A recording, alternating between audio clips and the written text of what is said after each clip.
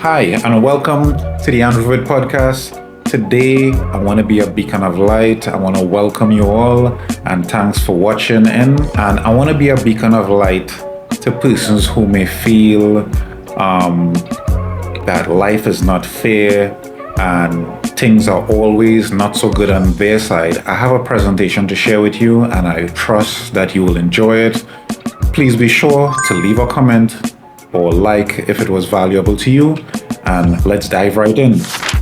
So today we're going to explore some timeless wisdom from Proverbs, which I love, and Proverbs 13:23. We're going to just talk about that scripture just a bit before getting into the real text. Proverbs 13:23, the King James Version says, "Much food is in the tillage of the poor, but there is that which is destroyed for want of judgment." In the English Standard Version, it says, "The fallow ground of the poor would yield much food, but it is swept away through injustice." The NIV says, "The poor's farmland produces abundant food, but injustice sweeps it away."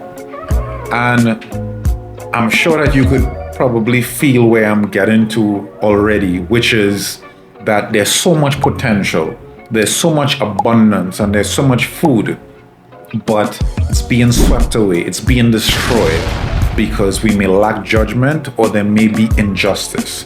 And we want to dive right into the core message. And there's another fun scripture that comes to mind which says, "The sluggard will not plow for reason of the cold, therefore he shall beg in harvest and have nothing." And I want to say that sometimes we get so caught up in life that we forget the potential that is all around us. We forget the resources that are all around us, and we forget how to be resourceful as possible. And hard work and resourcefulness, it leads to abundance. It leads to profit. And justice and wise judgment prevents loss. So we want to have judgment even over our own abilities. We want to have wisdom over what we lack and what we need to gain in terms of self-development, so that we could prevent ourselves from losing out just because we may be lacking one particular skill set that would complete our personality to enable us to get the abundance that we want, to enable us to plow and till the ground that we need. Imagine that you are strong and you are able-bodied and you have this field, but you don't have your pitchfork, you don't have your spade and your shovel to be able to do anything on this ground. Well, nothing's gonna be produced, right? So we're gonna dive in a little bit deeper into talking about the personalities and the mindset that you want to avoid, not just in yourself, in your circle around you, in your business. So while it is that you are hiring, while it is that you are bringing in friends into your inner circle that you value, where it is that they'll go, right? You want to look out for these particular personality types, because these are the ones that create a drag and a slow momentum when, for you to get yourself out of the poor or the rut or this zone, it really requires momentum, hard work, some sort of sacrifice as well. So, personalities to avoid. Number one, we want to talk about the too cool skeptic, right?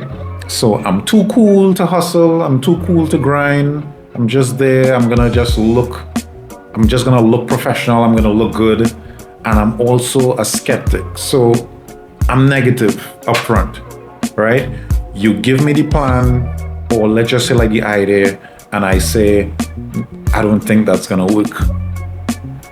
And you create this type of sarcasm and this type of doubt where it kills momentum and it allows others to even doubt your thoughts and your ideas and your perspective, because These people are artistic and skillful in terms of skepticism and in terms of negativity. They could shut anyone down with negativity. And these are the persons that you want to be able to avoid. And you want to make sure that you are not that person to your own self, right? Where it is that you may have an idea, but you may be skeptical about it. And you assume that the outcome is already negative 90% of the time. And what happens is that people actually build up their negative muscle, right? And because they don't follow through and because they are not able to get a certain measure of results, over and over, they begin to build that negativity muscle where they begin to proclaim it all over their lives, and they expect that 99% of everything that happens to them is going to have a negative outcome. Those are persons that you want to stay away from, and you want to make sure that you are not that person. On to personality type number 2. We have victim mindset people, right? Victim mindset people are the ones who always play the blame game, right? So it's always somebody else's fault for where it is that they are. Might be their great grandparents for coming to whichever island. Might be their aunt, it might be their uncle, it might be somebody who may have been in a position to help that didn't help them, and they blame their whole life for going a bad way because of one particular incident and so on. Now, of course, this is lives, right? Stuff happens all the time, but you give these persons the power over your life when you cry victim to whatever that it is.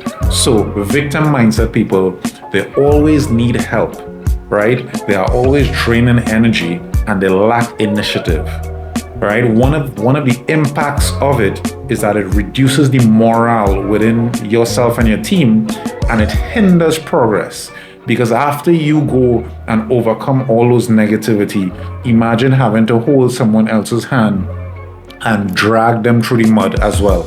It's going to be a big drain. It's going to zap you. It's going to make you not go where it is that you want to go.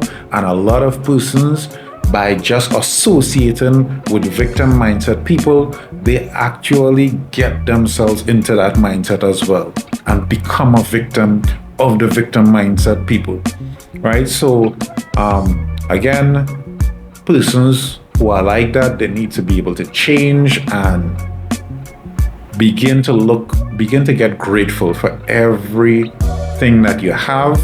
And that's one of the ways that you could begin to turn this thing around. You woke up this morning, you have your arms, you have your legs, you have health, you have strength, you have a voice, you could work, you could leave your house to go to work. I mean, there's so much blessings that you could count that many don't have. But instead of counting blessings, right, we tend to go through all these victim scenarios and say, this one do me that and this one could have, and I mean, like, it just totally disintegrates the potential opportunities in your life when you cry victim, right? Personality number 3, we have the hyperlogical analysts. We have the overthinkers, the people who they only ponder what if, right?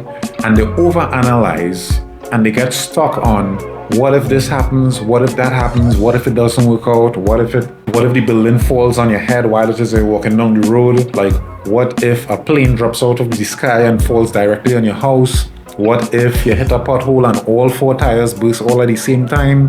Like, it's terrible to get caught up in just overthinking and nothing's doing.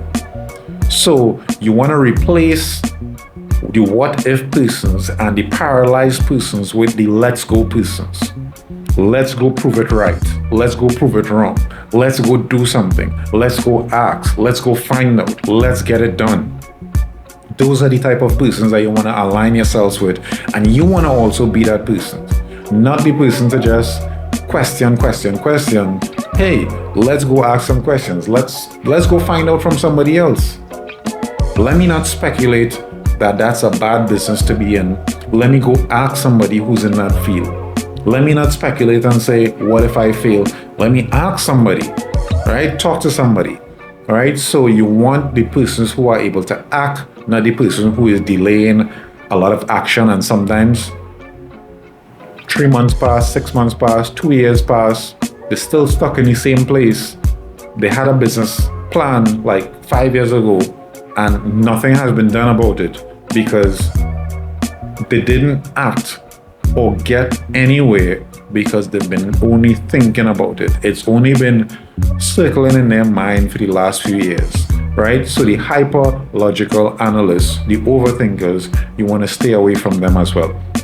So cultivate a healthy business culture, cultivate a healthy life around you by promoting optimism, right? Promoting proactive behavior.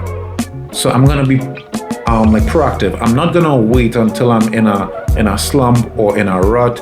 I'm gonna actually do something before. I'm gonna be positive about the outcome. I'm gonna go out there and I'm gonna get, right? Encourage resourcefulness. Resourcefulness, there's people who have all the resources in the world and they are not being resourceful about it. And I like to hear all these success stories with this person had but a shoelace and a fig leaf and a this, and was able to start their business from zero or nothing. And then you'll see somebody with their full health, support from family, degrees, education, everything that you could think about, family funding them, different situations, friend support, and they are there stuck, not getting anywhere. So we want to emphasize, again, resourcefulness and not just resources. You can be resourceful without having resources, right? So emphasize growth and wise decision making. So of course you need to use wisdom. And Proverbs 13:23 teaches us again about the importance of diligent effort as well, right? And avoiding those negative personalities will begin to foster the thriving environment that we want to live in. So build a culture that's rooted on positivity. Build a culture that's rooted on resourcefulness and diligence and optimism and hard work for us to be able to go further than where it is that we are right now.